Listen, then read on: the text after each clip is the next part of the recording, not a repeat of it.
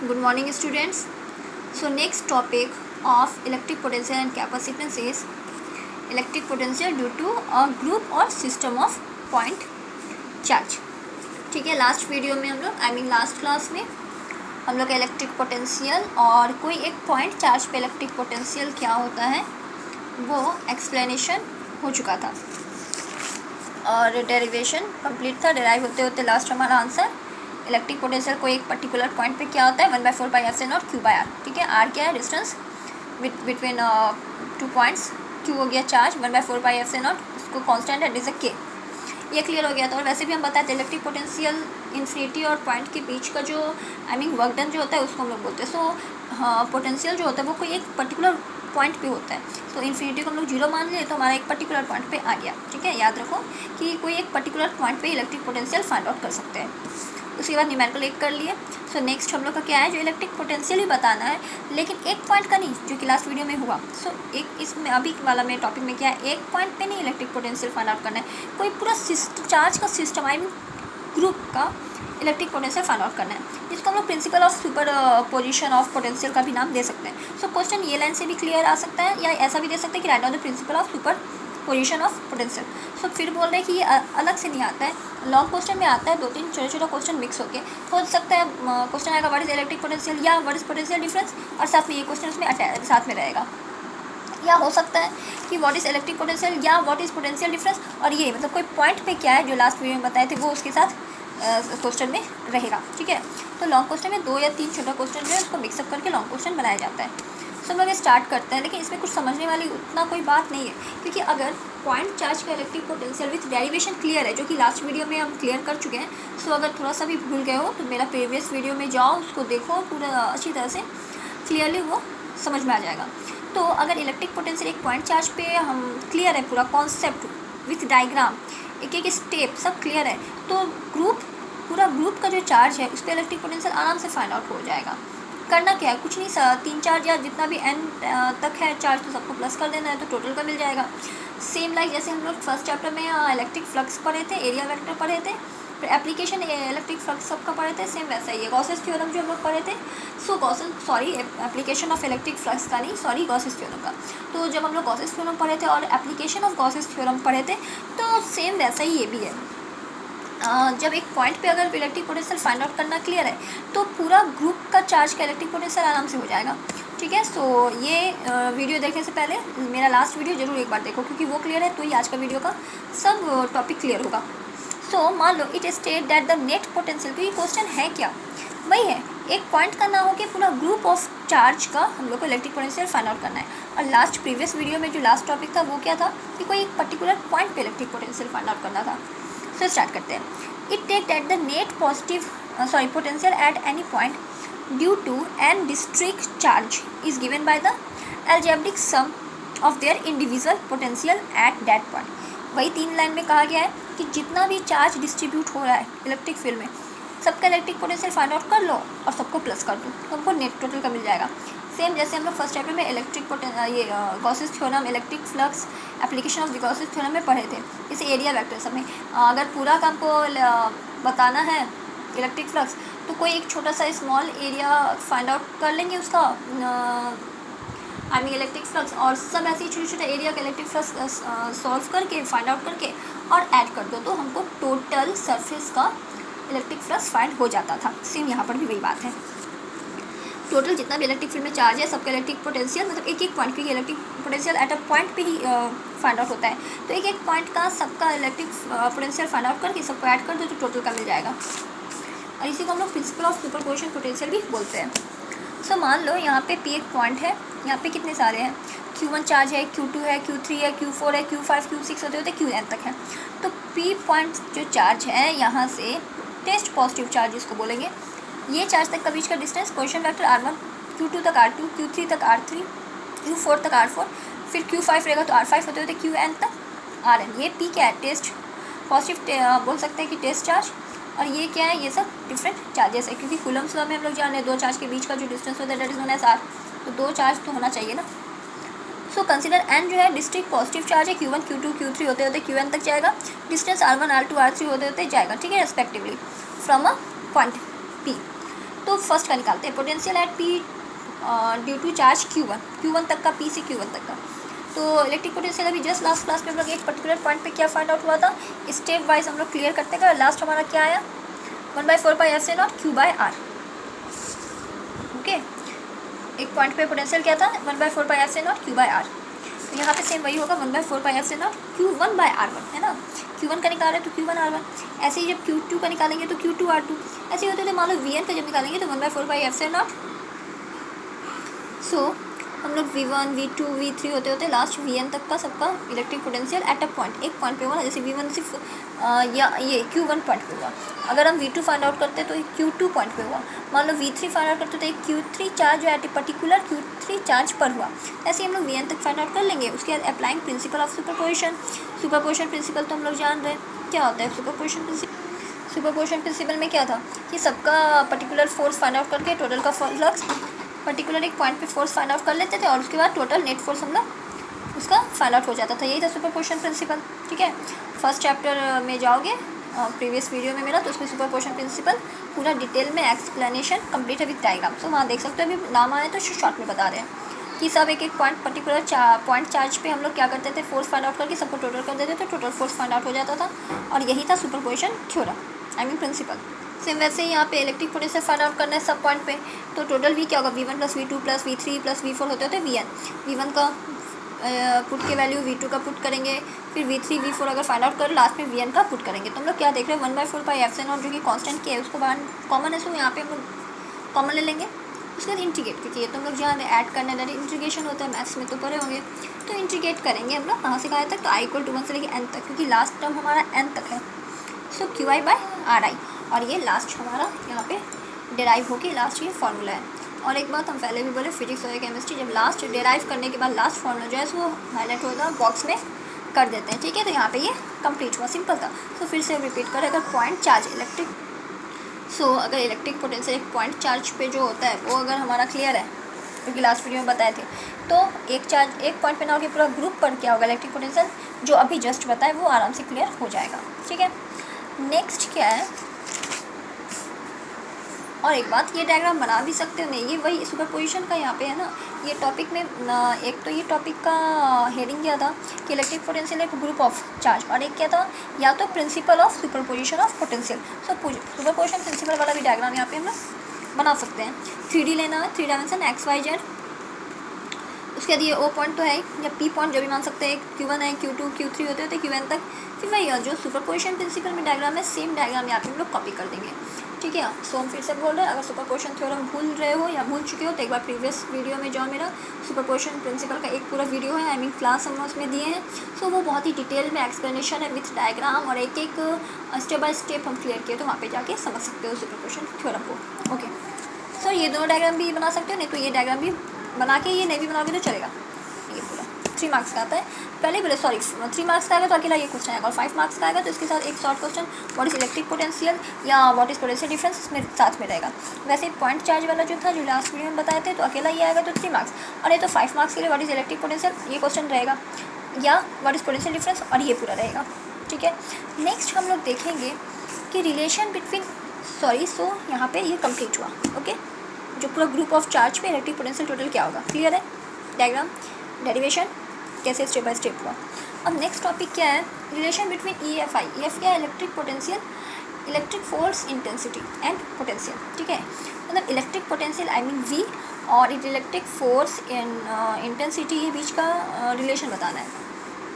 Okay, consider, मान लो 2 point A और B है इलेक्ट्रिक फील्ड में। E क्या है, पॉइंट चार्ज है क्या, इलेक्ट्रिक फील्ड इंटेंसिटी।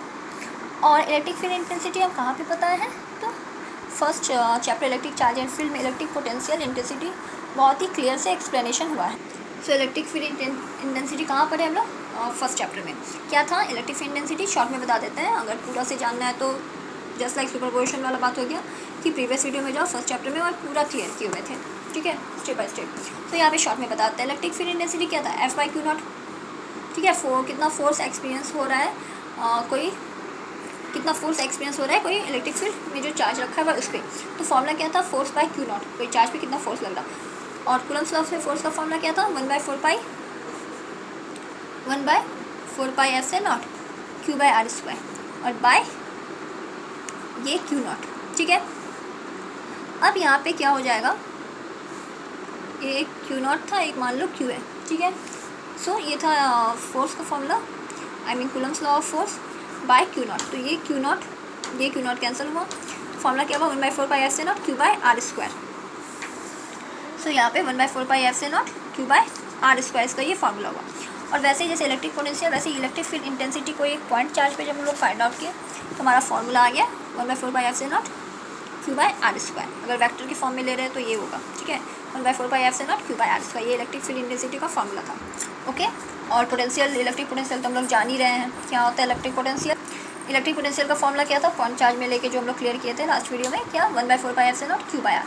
इसका electric field intensity 1/4 pi epsilon naught Q by R square होता है और electric potential 1/4 pi epsilon naught Q by R, मतलब वो आर, बाकी सब सेम है इलेक्ट्रिक पोटेंशियल और इलेक्ट्रिक फील्ड इंटेंसिटी में, बस वहाँ पे आर स्क्वायर था, इसमें सिर्फ एक आर रहता है, ठीक है। तो हम लोग देखते हैं कि क्या होता है। सो मान लो ये इलेक्ट्रिक फील्ड इंटेंसिटी ई है due to the point charge. Electric field intensity क्या होता है, वेक्टर। सो यहाँ पे arrow sign, charge plus Q है, कहाँ पे है ये चार्ज ओ पर, ठीक है। मान लो ओ पे ये चार्ज रखा हुआ है, एज्यूम दैट पॉइंट ए और बी जो है वो बहुत ही क्लोज है आपस में, ठीक है। सो डैट EF जो है, आई मीन हम शॉर्ट में लिखे हैं इलेक्ट्रिक फील्ड इंटेंसिटी, वो ए और बी का क्या होगा, यूनिफॉर्म, एक जैसा होगा, क्योंकि बहुत ही क्लोज है। तो इसका मतलब उसमें इलेक्ट्रोस्टैटिक फोर्स बहुत ज़्यादा है, तो वो यूनिफॉर्म होगा, एक जैसा, ठीक है, वेरी नहीं करेगा। सपोज मान लो Q नॉट जो है वो पॉजिटिव टेस्ट चार्ज है जो कि ए पर है, फोर्स जो एक्ट कर रहा है वो F क्या हो जाएगा, Q नॉट ई। अगर E इक्वल टू अभी electric field intensity equal to F by Q naught, तो F इक्वल टू क्या होगा, Q नॉट E हो जाएगा, which is along the direction of E के डायरेक्शन में। डेफिनेटली ये तुम जान रहे हैं कि इलेक्ट्रिक फील्ड क्या हो, इलेक्ट्रिक फोर्स क्या होता है, अवे फ्रॉम द चार्ज, लेकिन इलेक्ट्रिक फील्ड इंटेंसिटी के ही डायरेक्शन में फोर्स भी होता है electric force, so away from the charge definitely. So work done जो मूव करेगा टेस्ट चार्ज पॉइंट ए से लेके बी, क्योंकि दोनों पॉइंट इलेक्ट्रिक फील्ड में है, और डिस्टेंस डी आर, क्योंकि पहले बोले ए और बी बहुत ही क्लोज है तो डिस्टेंस तो बहुत कम होगा, सो डिफ्रेंशिएट करेंगे डी आर, क्या होगा डी डब्ल्यू क्या होता है एफ डी आर। और यहाँ पे हम लोग देख रहे हैं कि एंड एफ क्या होता है Q not E dot D R. तो Q not E D are cos 180 degree, क्यों, क्योंकि हम लोग अगर डायग्राम देखें तो ए और बी एक ही लाइन में है, मतलब दो चार्ज जो है दोनों एक ही लाइन में है, कौन सा एंगल बनेगा 180 और cos 180 -1, so minus Q not E D are. And अगर हम लोग Q नॉट को इधर ले आए डी डब्ल्यू के पास, ये हम लोग क्या फाइंड आउट किया, डी डब्ल्यू, जैसे डी आर मतलब स्मॉल डिस्टेंस वैसे स्मॉल वर्क, क्योंकि दो चार्ज जो है वो ए और बी जो अभी हम थ्योरी में भी बताए वो बहुत ही क्लोज है, बहुत ही क्लोज है, तो उसका जो वर्क भी होगा वो भी बहुत कम ही होगा क्योंकि बहुत ही नज़दीक है। तो डिफ्रेंशिएट करेंगे तो डी डब्ल्यू। सो अगर हम डी आर को इधर ले आए, सॉरी Q नॉट को इधर ले आए, तो D W by Q naught equal to minus E T R, ये इक्वेशन बनते देते हैं। अब according to the definition of potential difference क्या होता है, D V equal to D W by Q naught, या तो यू के टर्म मिलेंगे electric potential energy, then T U by Q naught. अगर वर्क एक्सटर्नल वर्क याद आ रहा है, लास्ट दो वीडियोस में ये सब बहुत ही अच्छी तरह से एक्सप्लेनेशन हो चुका है, एक्सप्लेन कर चुके हैं। यहाँ पे अगर एक्सटर्नल वर्क, क्योंकि इन्फिनिटी से कोई इलेक्ट्रिक फील्ड में जो पॉइंट चार्ज है वहाँ तक लाने में हमको वर्क करना पड़ रहा, हम लोग वर्क करें, अपने आप वर्क नहीं हो रहे, अपने आप इन्फिनिटी वाला चार्ज उठ के इलेक्ट्रिक फील्ड में जो चार्ज है उसके पास नहीं जा रहा है, टेस्ट चार्ज के पास, सो हम लोग वर्क करें, सो एक्सटर्नल वर्क, तो D W by Q not, तो हम लोग D W by Q not formula लिखते हैं।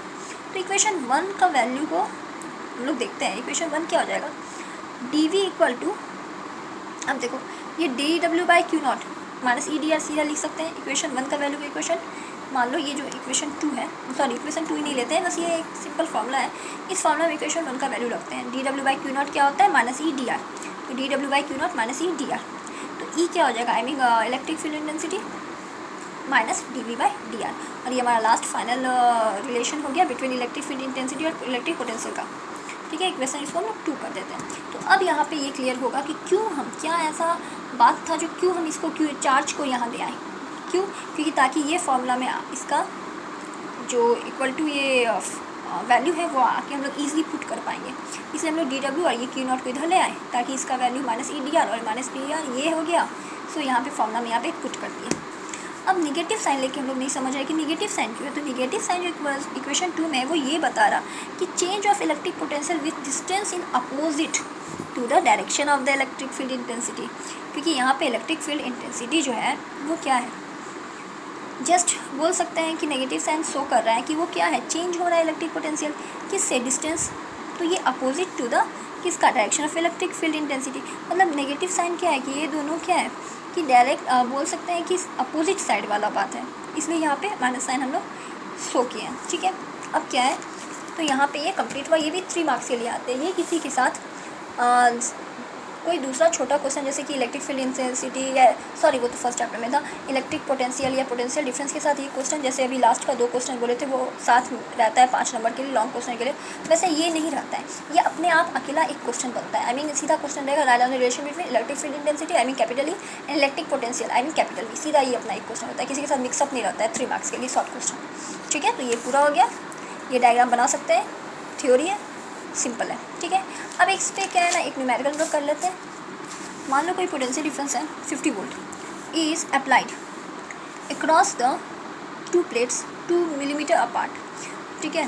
पोटेंशियल डिफरेंस 50 वोल्ट है और 2 प्लेट के बीच का डिफरेंस 2 मिलीमीटर है। Calculate the magnitude of electric field intensity between 2 plates. 2 plate है और इसका पोटेंशियल डिफरेंस कितना है 50 वोल्ट और इसका और डिस्टेंस कितना है, डिस्टेंस है 2 मिलीमीटर और पोटेंशियल डिफरेंस कितना है 50, ओके। तो यहाँ पे हाँ 50 वोल्ट क्या हो गया इसका पोटेंशियल डिफरेंस और डिस्टेंस 2 मिलीमीटर।